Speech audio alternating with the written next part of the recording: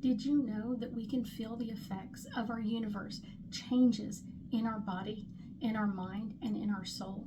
No matter what's going on, it's making changes within us, which is really amazing. And I think a lot of people are waking up to that energy and waking up to those ideas that things that are out in the universe are affecting us every day. And so this is kind of an interesting one that I've done a lot of research on this video of just like how they can affect our energy. How can energy from the universe affect us? And it really affects us in 4 different ways. And so this is a really interesting way of doing it. So stay tuned. I'm going to tell you all about it. So I will tell you kind of the first way that makes changes within us is inward changes. And this is really kind of like when we go inside and kind of we have endings of old cycles. This could be preparing for our next chapter. We're kind of like, okay, we need to kind of like close the curtains and kind of get ready for this. This can be during a retrograde period. This can also be in our autumn equinox or our winter solstice. And this energy is all about kind of like coming indoors, kind of like coming in within ourselves and making those changes within our heart, within our mind, within our body, within our soul, kind of making those amazing changes. And it's one of those, even afterwards, it's like even after the retrograde is over, even after the summer solstice or the winter solstice is over, we can feel those changes. And it's one of those, and we may feel like, wow, now I really need to make some changes. And a lot of times when we do that, we want to be in some place that we feel secure. So we're going to want to like close off that energy a little bit. And so this is one of those times where we just want to sit back and make some adjustments and reflect of kind of those inward changes that we want to take care of. What are those inward changes that we want to do?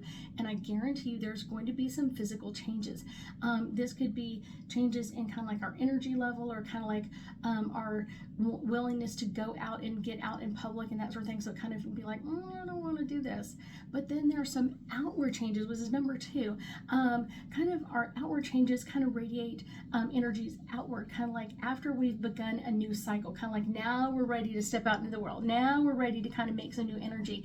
And the energy coming our way is all about kind of like that energy that we feel during the spring equinox or the summer solstice, and kind of bringing out that new outward changes, like inspiring us to energize us to make some changes in our body. A lot of times like, oh, spring is coming, we've got to do a diet. This is happening, we're going to make those changes. And because of all of that energy kind of drawing out of us, we may feel like our internal levels may be like sinking down. Both inward and outward energy levels work together with us to kind of like bring out some changes and bring out some new energy levels for us. And it's important to note that we're going to feel physically different. There may be times where we're kind of like, I don't really want to get out in this, but I guarantee you there are some amazing changes. Now there's 2 more things that we're going to talk about. This is like a low energy, and this is when like the universe is radiating low energy at us, and this is when planets are in retrograde. And this is really going to be a significant change or shifting of energy, and we may feel like we need to go back and kind of look at things again and kind of like go back one more time. Is there something else I need to look at? And it's going to be really kind of putting things in place for us, or kind of like what do we want to get rid of or kind of release.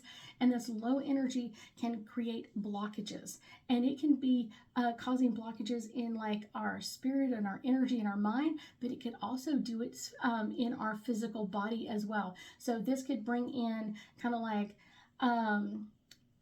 feeling stuck or stagnant in energy, just kind of like, I don't feel well, I don't want to do anything, very sluggish or lazy. It's like, I don't want to do anything. This can also slow down our digestive systems as well.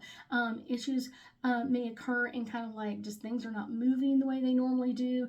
And it's one of those like, really? Yeah, this can bring in some physical changes. So because of that, it could bring in some like feeling bloated, irritability, kind of like, it can also bring in like stuffy nose kind of energy. And it can also bring us to some new energy that we're kind of like, I'm not ready for any of this. At that low energy where it's like we're making changes, but it's almost like it's all changing on the inside. It hasn't really come out yet.